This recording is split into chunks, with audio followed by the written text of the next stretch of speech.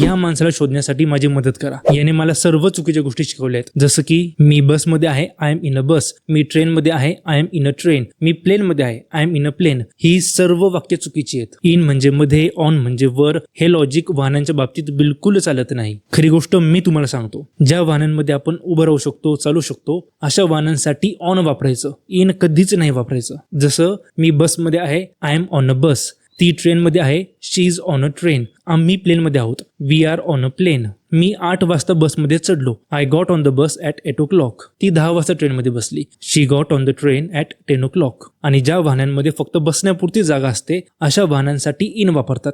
जसं मी कारमध्ये आहे, I am in a car. ती ऑटो रिक्षामध्ये आहे, she is in an auto rickshaw. अरे कारमध्ये बस, गेट इन द कार. आम्ही 5 वाजता ऑटो रिक्षामध्ये बसलो, we got in the auto rickshaw at 5 o'clock. भलं हो त्या माणसाचं ज्याने माझ्यासोबत इंग्रजीचं हे पेज शेअर केलं, जिथे मला योग्य इंग्रजी शिकायला मिळाली. आणि हो,